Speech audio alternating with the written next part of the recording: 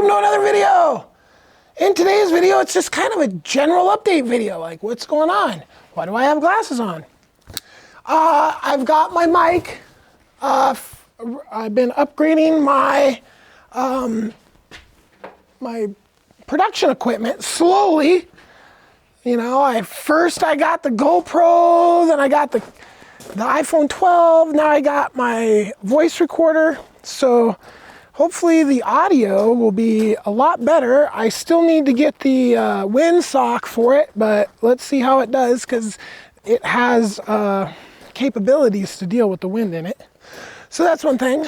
This is pretty much done. I have a little bit more spray foaming, and the spray foaming is actually, as far as I'm concerned, pretty brilliant because like I bought the cheap green, like the cheapest wood you could buy. So the wood cost me like 50% less by buying the cheapest wood I could get, right? And then the spray foam only cost me 20 bucks. So overall, I saved a ton of money, a little bit of time dealing with the cracks, you know, because I had to cut some boards down and all that. But really, I think it's a pretty good way of doing it. I'm all ready to go here. The company that pumped this for me, they messed up my concrete job. That big pad got messed up because, and I've talked about this before, they freaking had some agreement with the cement mixer where they weren't going to show up on time. Okay, so long story short, I'm just going to try to hold them to it. You know, that's my concept, is like, hey, look, you messed up my last job. I want you to hook me up on this job. They're not even answering my phone call. So they've got a really bad review coming from me because what else can you do? I mean, that's the world we live in. So I've been dealing with this DeWalt heater situation, and I don't know what the heck the deal is with the thing. So I get one, and the piezo ignition was like basically just always on. So I took it back like the next day, and then I'm running the other one, and last night it goes out. It goes out at like, I don't know, I made a video about it and posted it right when it was happening, right? So I basically, like literally it got so cold. Now I used to be in a tent right up here, and it got below freezing on a few occasions when I was in the tent, but I had a lot more bedding, and I've allocated that bedding to covering up my water tanks. So because I shouldn't need as much bedding, right? Okay, well, now I probably need some more bedding, but I honestly have no idea what I'm gonna do about this heater situation because I woke up this morning, tried the DeWalt one more time. It ran for 15 minutes, turned off. Turned it on again, and it's been running ever since. So it's been running like 5 hours or something.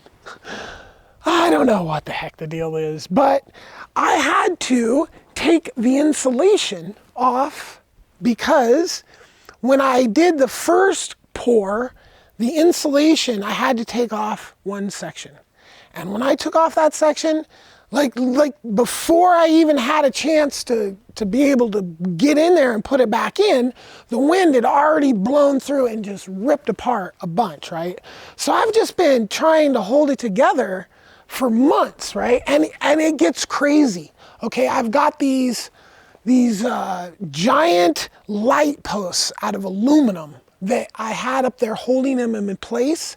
The wind, dust devils, have picked up the foam panels and thrown the light posts, these huge, you know, I don't know how much they weigh, close to like 80, 90 pounds or something like that. They're like 16 feet long, and they're like pretty big around. They're like, like 8 inches or something like that around. And it throws it up in the air, and it's put holes in the metal roof 2 or 3 times, okay? So this foam works great, right? But the concept was just supposed to be like a temporary fix just to keep me, through the winter. But all this concrete stuff is just taking so much longer. And I didn't want to pour in the heat because that'll mess the pour up as well as pouring in the cold. I didn't want to pour that in the freezing. I don't want to pour this in the heat. I'm about ready to pour this. So I'm not quite sure if I want to take any more of my time and money for temporary things. These temporary things are just financially killing me. I mean, I've spent like, $1,500 or something like that on heaters and don't have a reliable working heater. So I'm like, well, what can I put in there? Like, that's like legitimate and all this. And really, until I get the room, because the heater is supposed to go, any sort of furnace is supposed to go in this container here with the electricity. Well, there's water tanks in right there. There's tons of storage in there right now. And I can't really deal with that until I get my water tanks that go in this open space here, which is like $4,000 worth of tanks, right? Once I get those tanks in there, then I can start to seal up this whole entire place. After this pour is done, those tanks are in there.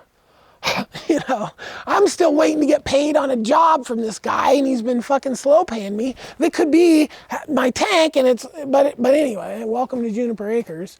So, I just am tired of wasting time and money on things that then are not permanent or gonna come apart, I'm lucky that one of those posts didn't take out my solar panel and just cause havoc. You smash a solar panel, you can have problems with electricity and, it can be problematic. So fortunately, that did not happen. Okay. So at this point, because I was like, okay, I'm just going to get this DeWalt heater and that's going to be it. But then it doesn't work right. And then it's like, I don't like the heat. Like I have a sore throat all the time when I'm around those heaters. Although this is the heater that's probably giving me the sore throat because I've been running this in the mornings, right? And that is just, it's just not good. My heart has been feeling off, and the carbon monoxide poisoning is so bad for the heart, right? And that's where I got my issues, my heart. So I'm just poisoning myself, all thanks to that original dipshit that sold me the fucking diesel heater that didn't tell me honestly how I had to install it, or he didn't know or whatever. So, and it just never ends. Okay, so these rocks are something else. And I'm not even talking about the fancy rocks that I am constantly finding. I'm talking about these rocks, right? So these are just, like the non-fancy rocks, but still, when you start to look at this stuff, it's like, that's all really good stuff to build with, and I've got a lot of it.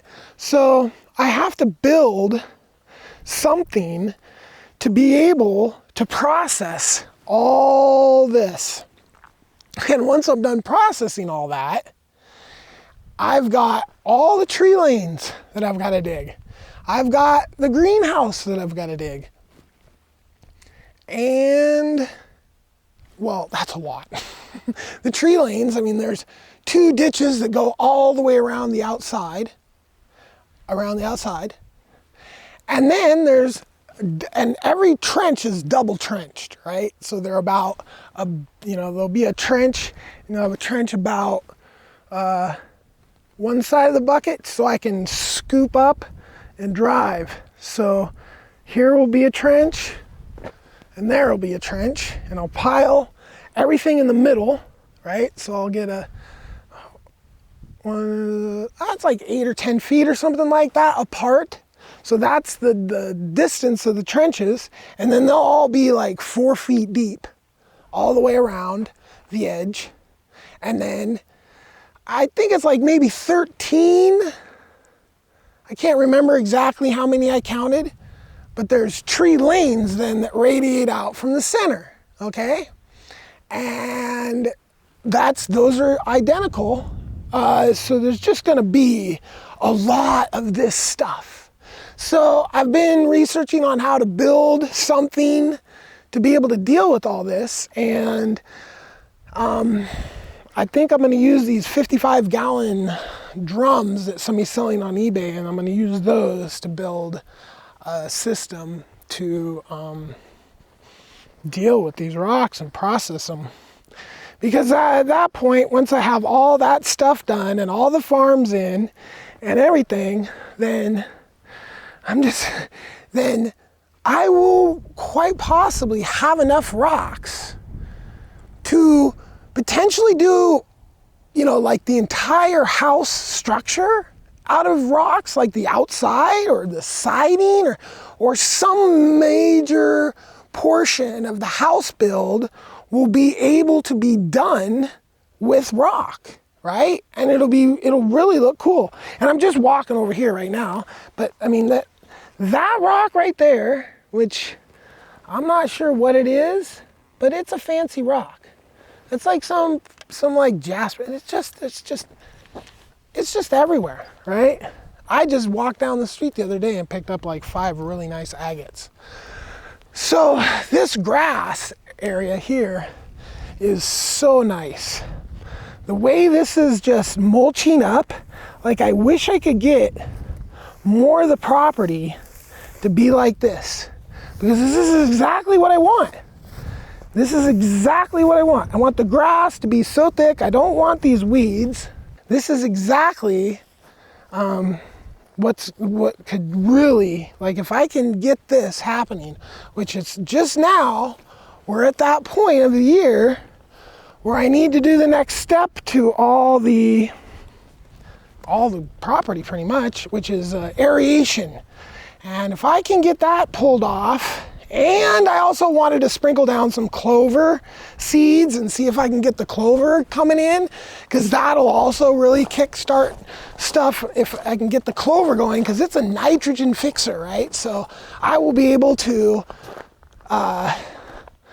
start to help the nitrogen get back into the grass just by dropping some seeds around there. Now, how well they're going to do, like this grass seems able to come back after it starts to rain again, like the grass goes dormant, but like the wheat dies. Like you have to keep watering the wheat, I think, or else it dies and it's just dead. Okay, so the grass though, it seems really, really resilient to drought, because I'm walking around out here and there's like starting to green up at the bases of the grass, you know. So I mean, and it's not even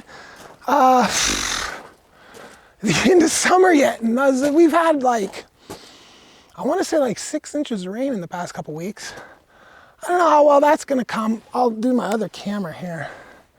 I'll do my other camera to shoot that, but that's very nice to see that in summertime. So this has just been an update video. If you like this sort of thing, me telling you what I'm doing with my life, subscribe, hit the like button. Peace.